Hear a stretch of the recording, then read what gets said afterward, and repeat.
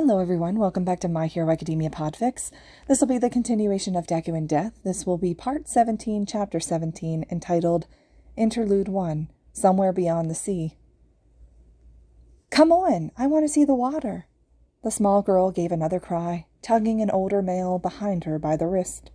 He yelped in surprise, but made no move to resist her, allowing himself to be dragged onto the beach. The child had already ditched her shoes, now holding them in her other free hand, while the male still had his on. "Slow down," he yelled back, though not nearly as loud. The girl just laughed cheerfully and continued to drag him along. After a few more hard yanks on his hand, he eventually sped up his pace a bit to appease her. The two eventually approached the shoreline, the sunrise peeking out against the sparkling blue horizon. The young child abruptly plopped herself down onto the sand, pulling the male down with her. "Ah!" he yelped, not expecting the sudden movement. "Yoko-chan, the sand here is still wet." But she ignored his concern, laughing it off. "You worry too much, Oni-chan." The water pulled in, making the older male scoot back a little. "We should at least move back some. It'll be suspicious if you come home wet." She sighed, but complied with her brother's wishes, now allowing only her bare feet to come in contact with the sea water. Deciding to join her, the male removed his shoes and socks and buried his feet into the wet sand. As the two sat on the beach in silence, it was easy to tell the age difference between them.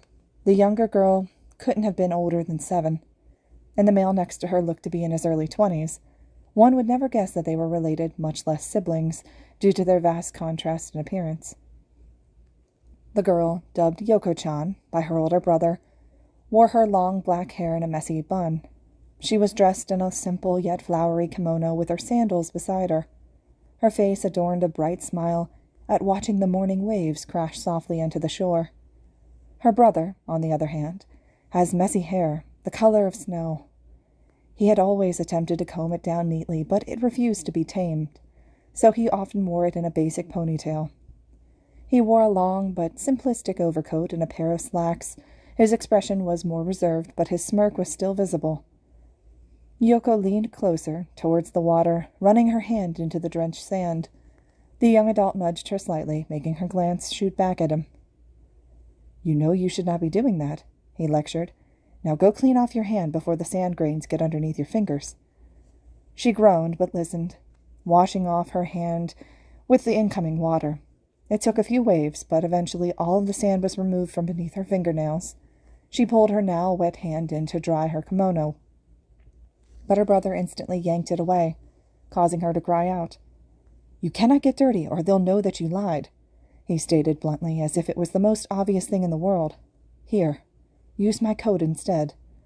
"I'm not going to do that," she huffed, narrowing his eyes at her, his sister's stubbornness. He grabbed the edge of his coat with his free hand and proceeded to dry her hand with it anyway.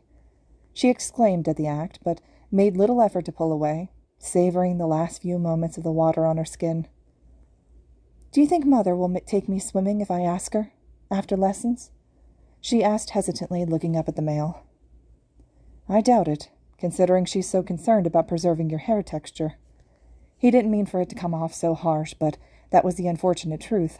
But watching her shoulders drop made him feel all the more guilty. He didn't want to promise anything he couldn't do, but his sister's happiness was his entire world. "Perhaps during one of our future meetings," he said carefully. "Really?" she interrupted. "You would take me swimming, Kimuni-chan?" He sighed. "I cannot promise anything of the sort, but I can try." "Thank you." Yoko hugged her brother tightly, now dubbed Kimu. His heart warmed at her joy, and he returned the embrace. It was easy for the two to lose track of time, especially when spending it with each other. And so the hug clocked from moments to minutes. Combined with the rhythmic crashing of the waves, a feeling of serenity blossomed in both siblings. The male noticed her grip on him become tighter as each second passed, almost as if he would disappear once she let go. "I miss you a lot, Oni-chan." Her voice took on a melancholy tone as she buried her face into his coat. "Do you really have to go back to the city?" "You know I have to," he replied, unable to bring himself to say anything more. "Then take me with you," she cried, startling them both. His heart shattered into hundreds of pieces at her declaration, and Oh, how he desperately wanted to just say yes, to take her with him so they could see the world together. It would be so simple, and boy was it tempting, but it would never work. You know I cannot do that either, Kimo whispered. Besides, staying with mother and father is much more beneficial to your studies. But they say so much mean things about you, Oni-chan, she desperately tried to convince him.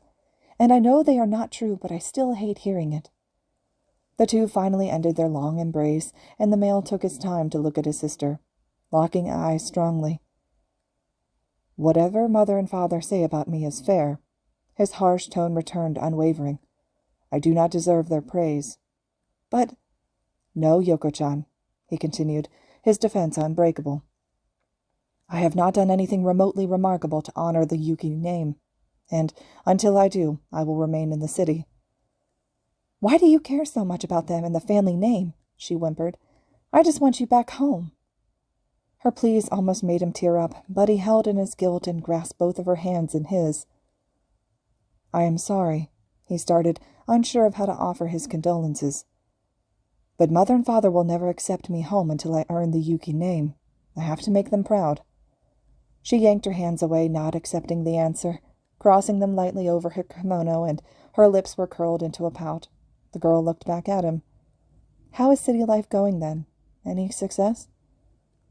I do not know if it can be called that. That made Yoko facepalm. Her brother had always had an overly pessimistic type of attitude, one that she blamed on their parents' harsh treatment of him.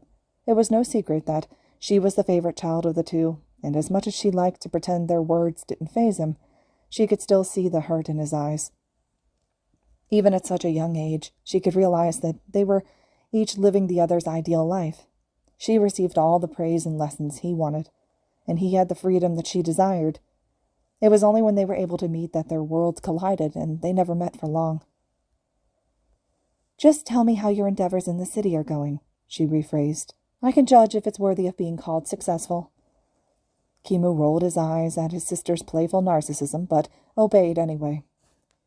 I started a business selling tea blends. It is doing well so far, and I did receive another investment in the other day. That's wonderful, the child praised, clapping her hands together. Do mother and father know? Yes, though I never told them. And? He huffed. They are unimpressed, as usual. Well, they should not be, she cried. I don't understand why they're so cruel towards you, Oni-chan. The young adult looked away, almost saddened at his sister's obliviousness. I am not talented like you. They simply see me as a failure. The girl shook her head as soon as those words met her ears.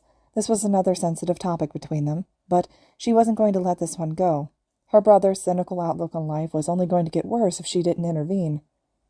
Well, you're not a failure. Your successful business should be more than enough proof, she began. The success of my business is invalid if I have no talent to show for it. Talent is not everything, for goodness sakes. The frustration in Yoko's voice was evident. Her hands had moved to grip his shoulders tightly, giving him a shake. Tears of anger threatened to breach her eyes, but she held them in with all her willpower. Stop letting them get to you. There was a moment of silence after the outburst, with neither sibling saying a word. Kimu turned his head to lock eyes with his sister, but his mouth remained sealed. For once he couldn't respond right away. For once he felt hesitant to defend the actions of their parents. She took her brother's silence as cue to continue. Mother and father are going to keep trying to keep us apart.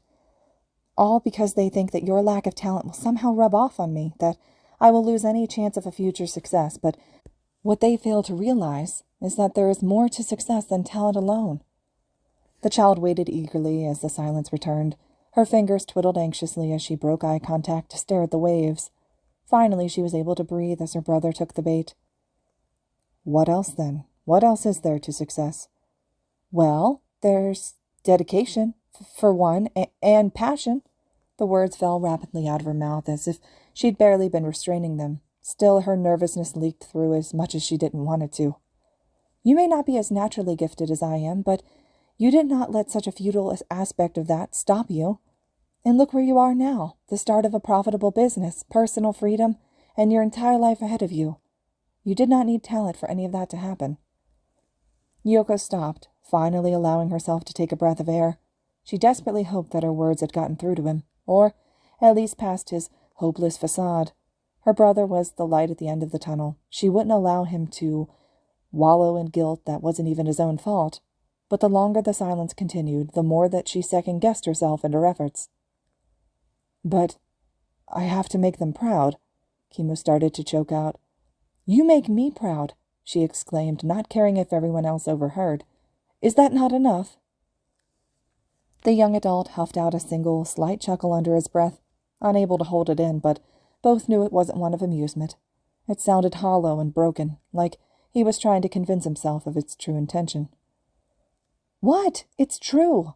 She didn't know if she was reassuring her brother or herself. "You make me proud." The chuckling eventually stopped, and the smile fell from Kimu's face. He refused to meet her glance, looking away towards the sea instead. The morning breeze ruffled its fingers through his hair, blowing strands of wispy white hair in all directions. The child felt a rush of emotions at the action. Frustration, anger, but most of all desperation. "You do not believe me, do you?" When neither a confirmation nor a denial came from the male beside her, she sighed. He still valued the opinions of their parents far more than he should, but honestly, who could blame him? Their family, no, the Yuki family, was supposed to be the best of the best. It was hard enough to not have the support of your own blood, but for their family to exile him, all because they believed he wasn't up to par with their standards, was cruel. That's why the risk of getting caught only grew the more meetings they had. Their parents were already getting suspicious of the time she went unaccounted for. If they ever found out that she was meeting with Kimu, who knows what would happen? Who knows what they would do to him, her brother, the only thing that she had left? "When did you grow so wise?" He still didn't face her, continuing to stare out to sea. "Surely it has not been that long since we last met."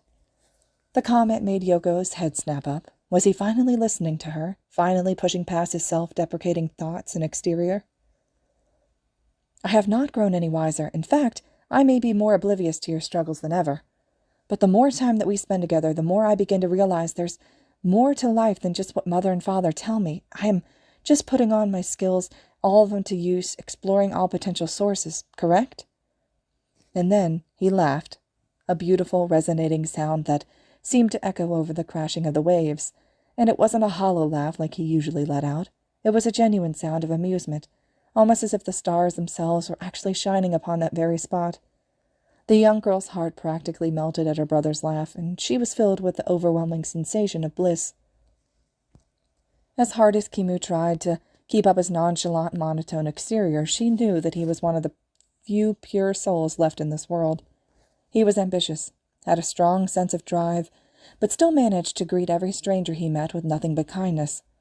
His heart was open to all, despite having it stomped, torn, and scavenged by their family, and even though they were only 10 years of age separating the two, Yoko felt a strong urge to protect her older brother, however she could. The male eventually brought a hand to his mouth, ceasing his laughter to his sister's disappointment. "Anyway, enough about myself. Tell me, how are your endeavors going back with mother and father?" At that the girl sighed, bringing her hands up to the air with a wide shrug. "Practically the same as what I told you last time. Mother and father are not exactly known for their variety." The wisecrack in her statement was purposeful, and she succeeded in bringing out another small chuckle from the young man beside her. "Tell me anyway." Yoko paused. "Well, they are amping up my studies of language next week. I'm supposed to be starting French." Kimu clapped his hands in surprise. "French? Goodness. Did you not just finish Chinese last week?" "I did," she sighed again. "But you know how they are. No time for resting." Her brother's eyes grew heavy, but he hid it under another smile. "You are so talented." "I would rather be taking extra piano lessons than learn French." She was determined not to go down this rabbit hole again. "And you know how much I dislike those." That drew another laugh out of him. "Indeed I do. But how are those lessons going, if I may continue on that topic?" "My piano lessons? They're all right, though I wish that my instructor would simply allow me to play rather than making me perform classic pieces." That wasn't a surprise, coming from Yoko. She always had been more of an unstructured child, craving the feeling of freedom in all aspects. She was the type to color outside the lines and then turn her mistakes into a piece of art itself. He had no doubt that his sister would enjoy learning to play an instrument if only her instructor wasn't strict. "I am sure that you'll get to a point where you can play whatever you desire," he reassured, placing a hand faintly on her shoulder. She gave a defeated nod in return, her fingers itching to draw in the sand. This did not go unnoticed by her brother, however. He really couldn't allow her to run her hands through the sand, but at the same time, he didn't want to deny her any more that she had been in life. She had already been refused most typical childhood experiences deemed unimportant, courtesy of their family. Their secret time together was supposed to be an air of release for the child, to do the little things in life she'd been rejected of. So Kimu rummaged through the long and many pockets of his overcoat, looking for anything that might aid him. For a while his fingers met nothing but scraps and bits of trash that he'd been meaning to clean out, but then they settled on something familiar. Wrapping his grip around it, he pulled out what looked to be a regular old tea bag at first, but upon closer inspection, he realized it to be one of the demo tea bags that he designed for his business, meaning it was clean and unused. "Here," he stated, shoving the tea bag towards his adjacent sister. "If you use this to cover your finger, I'll allow you to draw in the sand." She gasped, not bothering to respond as she snatched the cloth covering from his hand, placing it hastily over her finger as she moved her hand to the space between them and dug it roughly into the sand. The tea bag served its purpose well, keeping the grains from getting under her fingernail, preventing any noticeable damage, however small it could have been. The male smiled at his sister's giddiness. She was his entire world, everything he lived for. He treasured every moment with her, of which weren't many, to his displeasure. Yoko deserved the world. She deserved so many things, and he would work like hell to give her as many of the things that she deserved as possible. Sometimes he felt as if he was never doing enough. He was barely an adult and still had to provide for himself, but even that wasn't a good enough excuse for his conscience. There were times Yoko came crying to their meeting spot on the beach, and those times he felt his guilt chip away at his heart. And so he pushed himself harder, to do more. Sure, the times they met were few and far between, but he did his damn best, and more to keep her happy when they were together. Kimu looked down at the ground to observe his sister's progress. The damp sand between them was covered in intricate swirls that led into each other, with delicate spots in between. The marks reminded him of tangled vines growing through the bricks of an old house, or the path the morning breeze might take across the ocean, calm and peaceful. He nudged himself away slightly, not daring to touch her by accident and ruin her flow. The strokes her finger made through the sand were purposeful, yet delicate, like a paintbrush upon a canvas. Her kimono sleeve was thankfully rolled up somewhat, preventing any splatters of sand from landing on it. He could lose himself in those swirls, tracing them with his eyes. He wouldn't mind spending the entire day just watching her draw in the sand. "You're getting better at that," he remarked, not taking his eyes off of her moving hand. "Thanks, Oni-chan," she hummed, pulling her cloth-covered finger out of the wet sand finally. She prepared to shake off all the remaining grains, but Kimu swiftly grabbed her wrist before she could. He took the tea bag himself and shook it off to the side away from her clothes. Once it was dry, he stuffed it back into his pocket that he had found it in, mentally promising to clean out his coat later. Together they stared at the designs that Yoko had spent the last few minutes working on. To the passing eye, they might have just looked like random indentations in the sand, but up close it was truly a work of art to behold. "I really wish Mother and Father would just understand my passion for art," she whispered, attempting to balance the serene silence in her aching heart. Kimu could only offer her condolences there. His sister's love for art was a sensitive subject within the family. They didn't believe it would lead to anything successful, so they tried to beat the passion out of her by swamping her with other work instead. But Yoko loved art.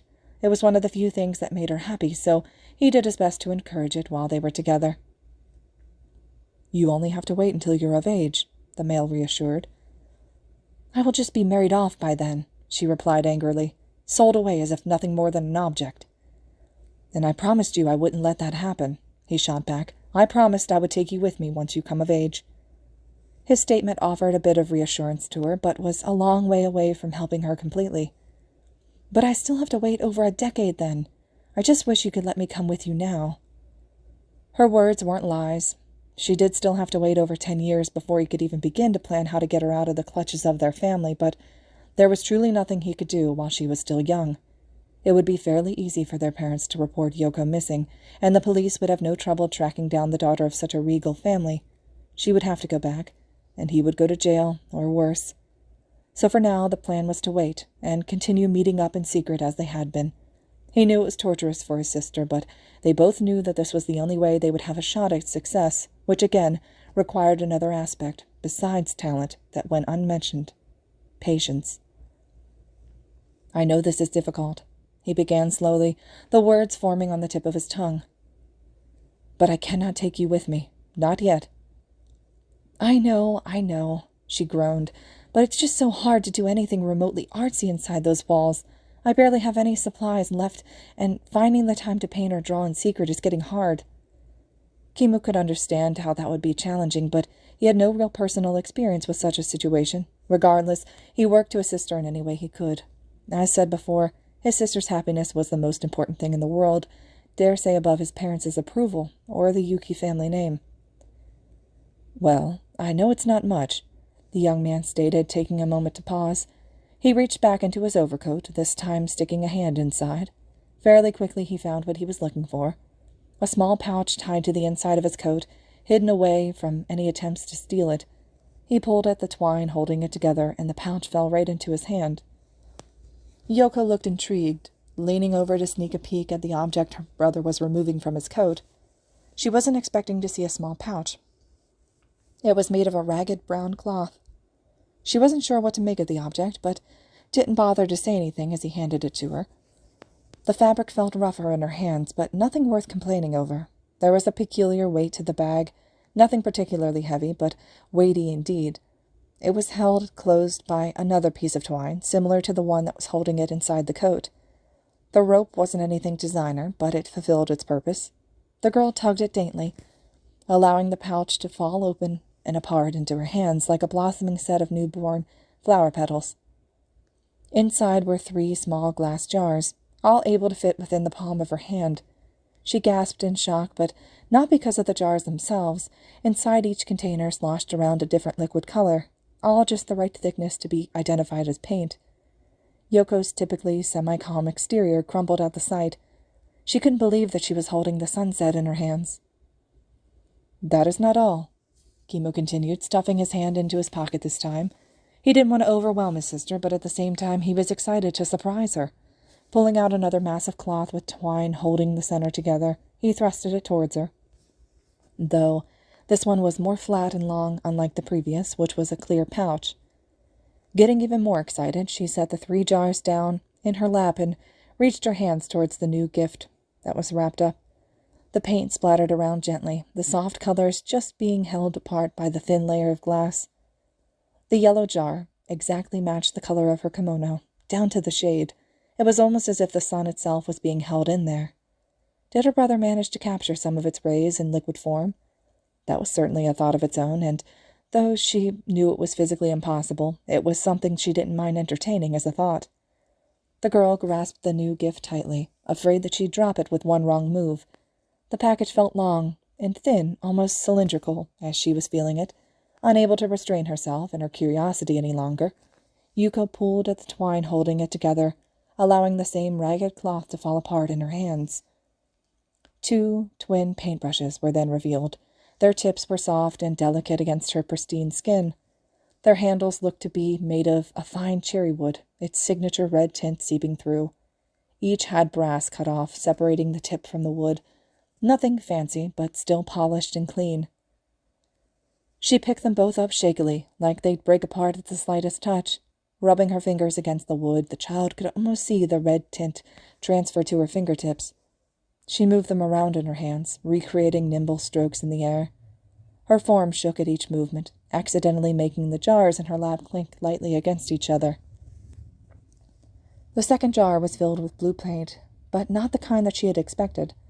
While most blue shades she'd seen were vibrant and warm, this one was fuzzy. The color was dulled, similar to the feeling of muddiness in her head after a long day of lessons. But that didn't make it unattractive, not at all. There was something calming about the shade, familiar maybe. After all, she'd seen it in every sunset that she'd ever witnessed.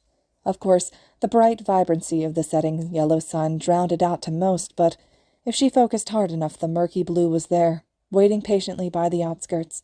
Even though it was an easy, unimpressive aspect of the sunset to miss, she often reminded herself that the shade always made up the majority of the sky during those moments, much more than the sun itself. Kimu-ni-chan. That alone almost brought her to tears. You did not have to. Her brother laughed again, a cynical one this time, not as pleasant as the ones before, but not repulsive either. Of course I did. I imagine you were beginning to run low on supplies back home. I wish I'd gotten this to refill you sooner, though. Yoko wrapped her arms around him tightly, embracing him in a more compressing hug than before. The paintbrushes in her hands were now being gripped harder, ensuring that they wouldn't fall and land on the sand. The male looked utterly stunned at first, but recovered fast enough to hug back and lose the awkward tension. The jars in his sister's lap hit each other again, but a little more violently this time, making a noticeable sound. The last jar was a hot red, borderlining orange almost. It had reminded the girl of the tip of a candle, and she wondered if this shade was what condensed fire would look like. It was the most vibrant color she had ever laid her eyes on. Similar to the inside of a grapefruit, but even that wouldn't do it justice. Most of the sunsets she had witnessed were missing this red, unfortunately. It wasn't often the sky had the right conditions to project such a magnificent shade, usually settling for a more dull orange or a pink, but when the sky did contain this color, it was a sight to behold. Normally, the bright yellow of the setting sun combined with the muted blue of the incoming night, and they clashed like two powerhouses heading to war, but the majestic red was the link that held them together. It acted as two sets of arms, one for each opposing color, desperately reaching out to hold on to the other one, once more before disappearing completely. But no matter how hard the red tried to hold them together, the yellow sun eventually was pulled below the horizon, and the drab blue remained once more, alone, forced to count the seconds until it could be reunited with the other. "Thank you," she whimpered, but did her best to stop her tears from staining his coat. "It is not that big of a deal," the young adult tried to downplay, "but I am glad that you like it." "Of course I like it, Oni-chan." The two remained linked together for a while, not willing to release the other just yet. Time was never on their side, too slow in some instances, too quick in others, and despite the serenity of the current moment, Kimu knew it wouldn't last. There were little occasions where the young adult felt truly in control, and he was afraid this meeting wouldn't be one of them. Something would surely come to end his bliss, as it always did. So the male broke the embrace on his own. Despite the longing in his heart, he'd rather end the hug himself than have some unfortunate force do it for him. Yoko didn't mind, though she wished she could have held on longer. She watched as her brother reached for the discarded pieces of cloth and twine, and used them to rewrap the gifts, enclosing them again. He instructed her to tie the pouches to the inside of her kimono sash, as she usually did when sneaking art supplies back home. Kimu knew he was being a bit rash in his actions, but he also knew his time with his sister was coming to a close. He didn't want to push their luck by staying longer, as much as he wanted to. "So, where are you supposed to be at this moment?" The girl understood his question immediately. "I told Mother and Father I was heading off to piano lessons early so that I could stop at the market." He smirked at the excuse, but his smile quickly fell. "Well, we should get going. I do not want you to be late." The thought of getting caught remained unsaid, but both individuals were aware of the fact. The child shifted idly, not wanting to leave the beach, but not also wanting to leave her brother just yet. The two cloth pouches pressed against her midsection, only reminding her of how truly hopeless their situation was, despite Kimu's efforts to ease the hardship. "Can we stay for a little longer?" she begged. "I still have time." The male sighed, knowing that this was a bad idea, but nodded his head anyway.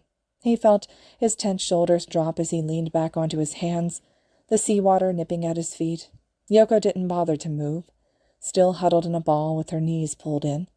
Her hands rested on top of her knees as her eyes were settled on the rhythmic pool of the ocean. "Thank you, Kimu-ni-chan," she whispered, almost going unheard. He looked at her with a blank expression, his brows slightly furrowed in confusion. His right hand, which was hidden from his sister's view, clenched the fabric of his pants tightly. "Why Do you call me that?" "What?" she questioned, not understanding what he was talking about. "Kimu?"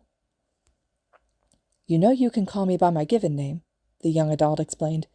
"You do not need to call me that." Yoko hummed.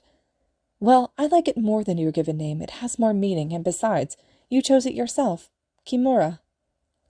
Hearing his new name aloud made him unconsciously smile, which his sister pointed out to his embarrassment. "See? Look how happy it makes you." He twiddled his fingers together nervously. "I guess it does, though I would still prefer the Yuki name over it." The child sighed. "I think Kimura sounds a lot better than Yuki. Embrace it." "If you say so, I guess I can try." The man huffed, stuffing his hands in his pockets. "That's the spirit, Kimu Ni-chan." With neither saying another word to one another, they returned to staring back at the sea, letting the calm crashes of the waves wash over them, and as serene as the scene was, his mind was far from clear, still stuck on his sister's words. Kimura. It really was a nice name. Going by it wouldn't be so bad, at least he could earn the family name. He couldn't lie, it did make his heart spark when someone called him by it. Maybe that was because the new name was truly his own, with such a significant meaning behind it that it could even surpass the infamy that followed the Yuki name. But he would never admit that aloud. After all, his heart still craved to be accepted by his family, to finally make them proud. Still, he could work with Kimura. For Yoko, he would try.